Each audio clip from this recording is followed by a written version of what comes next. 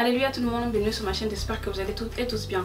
Aujourd'hui on se retrouve, je crois, pour le 6e ou 7e épisode de mes vidéos sur l'éveil spirituel. Je crois que j'avais fait 3 ou 4 vidéos concernant l'éveil spirituel, ensuite je m'étais arrêtée et j'ai repris lorsque j'ai commencé les vidéos sur les 7 prophètes du monde. Dans cette vidéo, comme vous l'avez vu dans le titre, on va parler de Jimata et des lois de maths.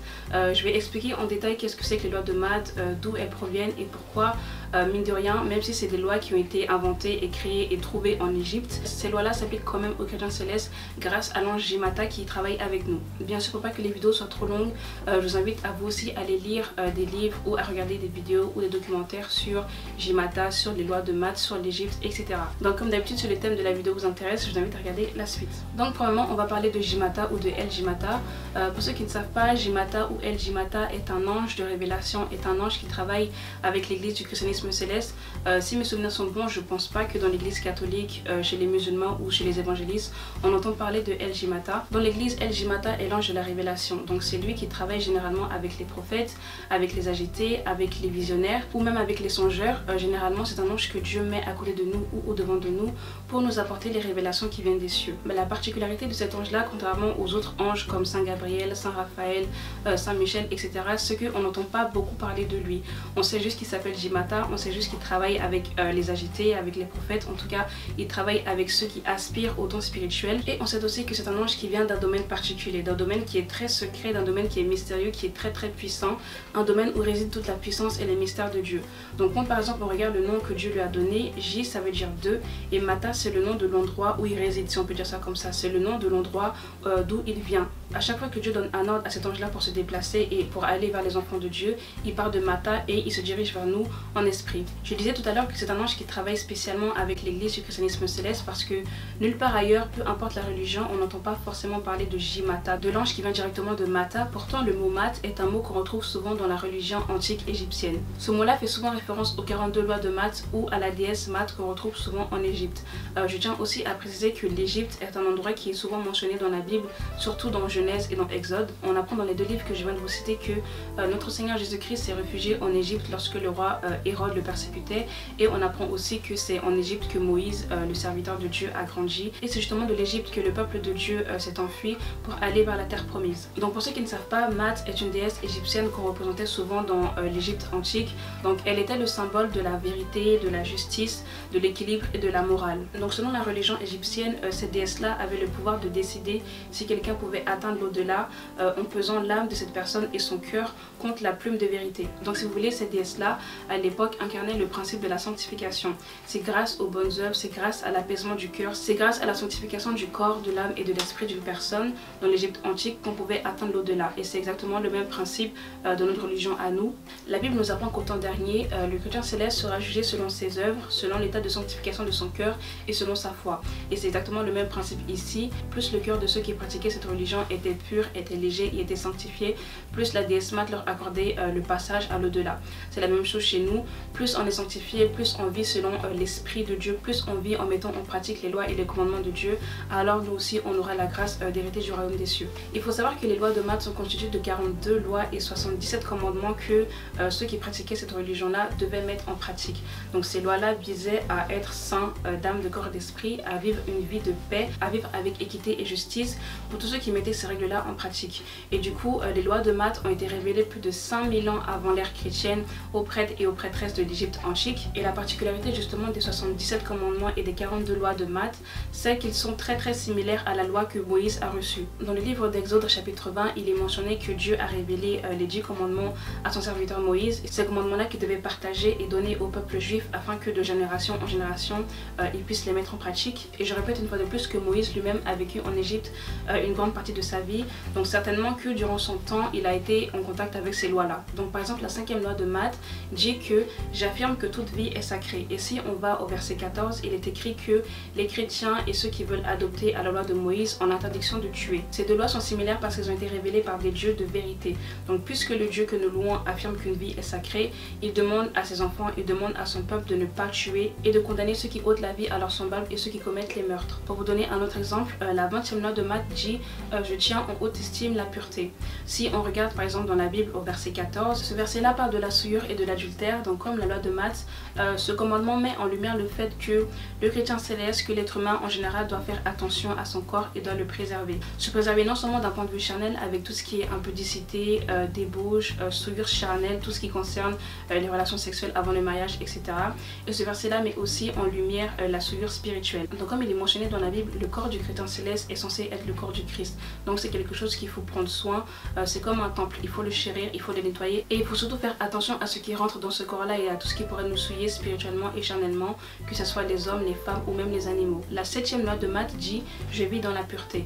Et si on regarde au verset 16, il est écrit que le chrétien céleste et le chrétien tout court ne doivent pas mentir, que c'est interdit pour les chrétiens de mentir, de donner des faux témoignages et d'avoir le mensonge en soi. Donc ces deux lois-là mettent surtout en lumière la sanctification de la vie, la sanctification de notre bouche, l'importance de faire attention à ce qui sort de notre bouche et surtout faire attention à tout ce qui est mensonge, parole mensongère, tout ce qui est faux témoin et tout ce qui est parole vaine. La 7e loi de Matt dit « Je respecte les propriétés d'autrui » et il est mentionné au verset 16 que il est interdit pour le chrétien d'avoir la convoitise en soi. C'est une abomination pour quelqu'un de convoitiser la maison, la femme, le mari, les enfants, les projets de quelqu'un d'autre. Mais il faut observer les projets d'autrui, il faut observer les propriétés d'autrui avec respect. Être content si ton frère ou ta soeur évolue spirituellement, être content si ton frère ou ta soeur se marie ou s'ils obtiennent une élévation spirituelle qui vient de Dieu, mais il ne faut pas envier, il ne faut pas convoitiser quelqu'un d'autre. Donc que ce soit les 42 lois de Matt et les 77 commandements de Matt ou la loi de Moïse qui a été révélée dans la Bible, ces lois-là, ces commandements-là ont été révélés par un esprit de paix, un esprit de justice, un esprit de pardon et un esprit d'amour. Donc il faut souvent méditer ces lois-là, les observer non seulement à la règle, mais souvent méditer et prendre le temps d'examiner notre comportement. Est-ce que notre comportement est en adéquation avec ce que Dieu attend de nous, avec ce que Dieu a demandé à travers son serviteur Moïse, ou est-ce qu'au contraire nous sommes en train d'emprunter un autre chemin que celui qui mène à Matta, que celui qui mène à la vérité, à la justice, à l'équité et à la paix intérieure. Ce qu'il faut retenir, c'est que ces différentes lois, ces différents commandements viennent toutes d'un même endroit qui est Matta.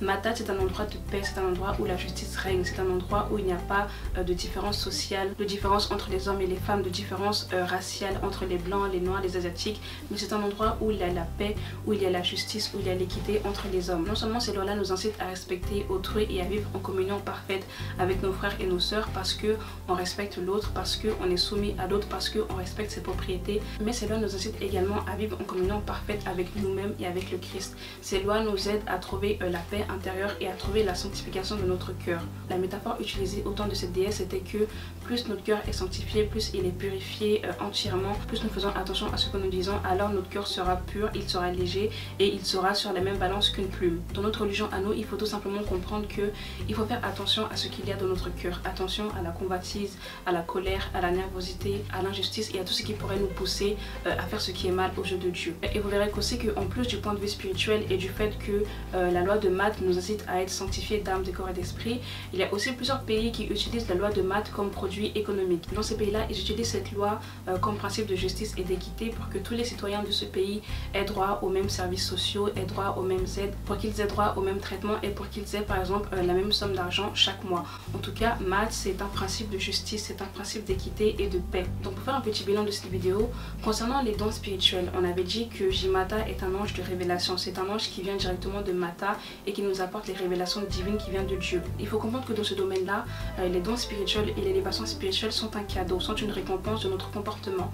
Plus on va sanctifier notre cœur, plus on aura le cœur léger, le cœur saint, plus nos âmes, nos corps, nos esprits seront sanctifiés et plus nos œuvres pourront nous justifier, alors l'Esprit Saint et alors Jimata pourront s'approcher de nous. Mais si on veut aspirer aux dons spirituels alors qu'on est orgueilleux, qu'on ne sanctifie pas notre cœur, notre âme, notre esprit, qu'on ne met pas en pratique les règles et les commandements de Dieu, ça sera difficile pour l'ange Jimata de s'approcher de nous parce que c'est un ange qui vit dans la justice, c'est un ange qui vit dans la sanctification. Donc si on veut que cet ange-là s'approche de nous, il faut être sanctifié d'âme, de corps, d'esprit et il faut faire l'effort que, comme il est dit dans la religion égyptienne, que notre cœur soit aussi léger qu'une plume. Donc si par exemple vous voyez qu'à l'église, quelqu'un travaille souvent avec l'ange Jimata, quelqu'un a souvent le don de vision, de prophétie, de chant, de reportage, etc. En tout cas que quelqu'un œuvre souvent avec les dons spirituels que Dieu lui a donnés, c'est que certainement cette personne-là vit dans la sanctification totale, que sa vie est sanctifiée, que son cœur, que son âme est sanctifiée. Grâce à ça, l'ange Jimata qui vient des cieux, qui vient de la Mata, s'approche beaucoup plus facilement de cette personne parce que cette personne-là est sanctifiée. Il ne faut pas penser que Dieu donne plusieurs dons à une seule personne et pas assez à d'autres.